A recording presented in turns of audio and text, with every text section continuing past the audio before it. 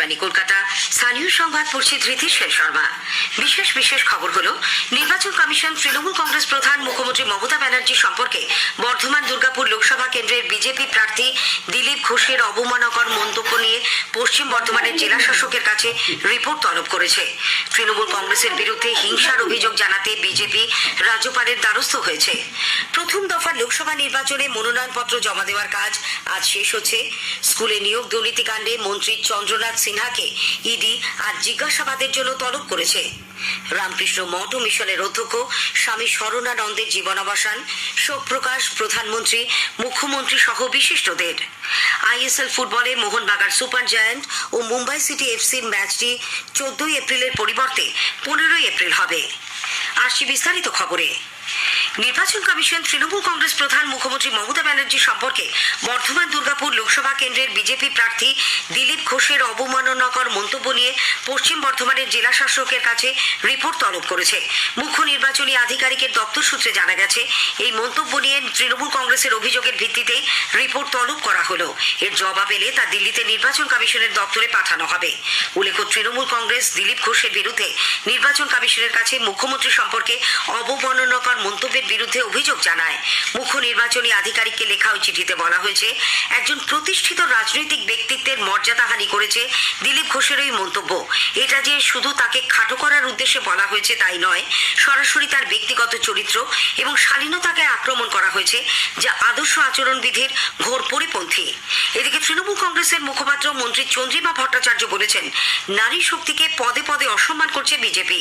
গতকাল এক সাংবাদিক বৈঠকে তিনি বলেন, নারীর সম্মান নিয়ে প্রধানমন্ত্রী অনেক কথাই বলেন, অথচ তারই দলের একজন মহিলা মুখ্যমন্ত্রী সম্পর্কে অবমাননাকর কথা বলছেন। একজন সাংসদ হয়ে একটি মহিলাকে, এবং তিনি বাংলার মুখ্যমন্ত্রী, একবারের নয় তিনবারে আপনি তাকে যেভাবে যে ভাষায় আক্রমণ করলেন বলার অযোগ্য, এটা মানুষ মেনে নেবে না। অন্যদিকে দিলীপবাবু বলেছেন, তার বিরুদ্ধে যে অভিযোগ আনা হয়েছে সে সম্পর্কে তিনি যা বলার নির্বাচন কমিশনকেই বলবেন। সাধারণ মানুষের হয়েই মুখ্যমন্ত্রীকে তিনি প্রশ্ন করেছেন এবং সেই অধিকারও তার রয়েছে। তার অভিযোগ, ভোটের আগে প্রত্যেকবারই মমতা ব্যানার্জি এমন কিছু কৌশল অবলম্বন করেন মুখ্যমন্ত্রী হিসেবে যা তাকে শোভা পায় না। সাধারণ মানুষও তা বুঝে ফেলেছেন বলে দিলীপবাবুর দাবি। তৃণমূল কংগ্রেসের বিরুদ্ধে হিংসার অভিযোগ জানাতে বিজেপি রাজ্যপালের দ্বারস্থ হয়েছে। কলকাতায় গত সন্ধ্যায় বিরোধী দলনেতা শুভেন্দু অধিকারী রাজভবনে রাজ্যপালের সঙ্গে সাক্ষাৎ করেন। পরে সাংবাদিকদের কাছে তিনি অভিযোগ করেন, ভোট ঘোষণার পর থেকেই রাজ্যের বিভিন্ন জায়গায় শাসক দলের আশ্রিত দুষ্কৃতীরা বিজেপি কর্মীদের ওপর হামলা চালাচ্ছে। পিংলায় দলীয় কর্মীকে নৃশংসভাবে হত্যা এবং ক্যানিংয়ে দলের বৈঠকে বিজেপি কর্মীদের ওপর আক্রমণের ঘটনা সম্পর্কে রাজ্যপালকে জানিয়েছেন তিনি। শান্তনু গৌড়াইয়ের বাড়িতে তিনি অতি সত্বর ভিজিট করবেন। আমরা বলেছি তৃণমূলের ডেলিগেশনের দাবিতে আপনি যদি ভিজিট করতে পারেন চোপড়া, আপনাকে পিংলাও যেতে হবে।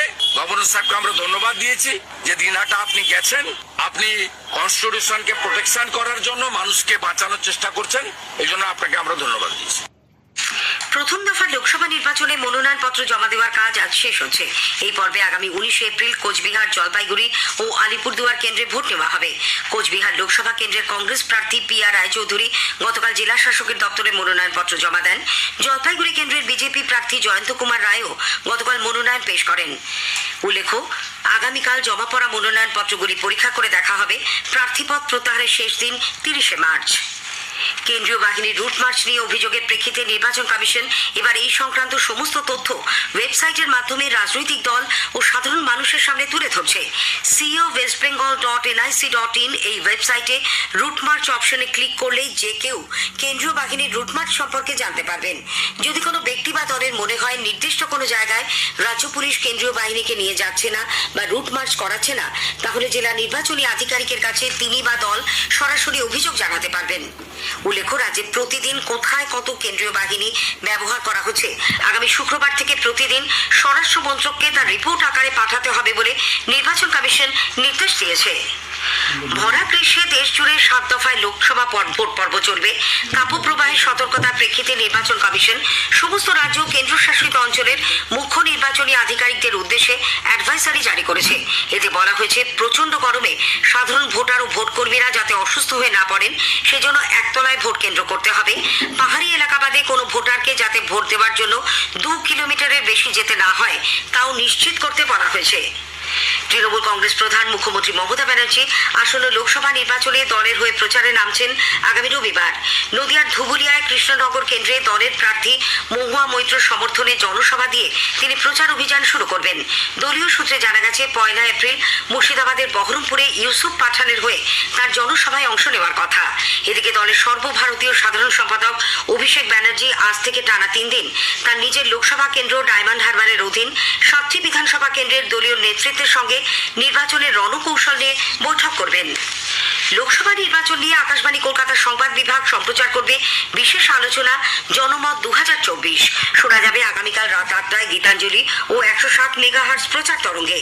আলোচনায় অংশ নিয়েছেন 2 রাজনৈতিক বিশ্লেষক, রাষ্ট্রবিজ্ঞানী বিশ্বনাথ চক্রবর্তী ও সাংবাদিক শুভাশিস মৈত্র। সঞ্চালনায় সংযুক্তা সিংহ। স্কুলে নিয়োগ দুর্নীতিকাণ্ডে মন্ত্রী চন্দ্রনাথ সিনহাকে জিজ্ঞাসাবাদের জন্য ইডি আজ সিজিও কমপ্লেক্সে তলব করেছে। তিনি না পারলে তার কোনো প্রতিনিধিকে হাজিরা দিতে বলা হয়েছে।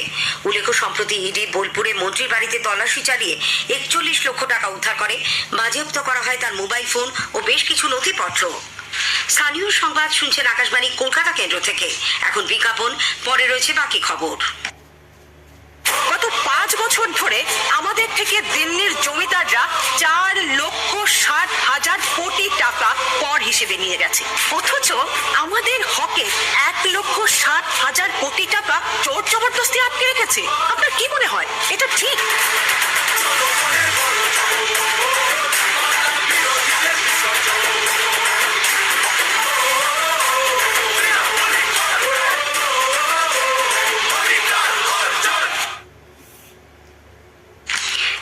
স্থানীয় সংবাদে রামকৃষ্ণ মঠ ও মিশনের অধ্যক্ষ স্বামী শরণানন্দের জীবনাবসান হয়েছে।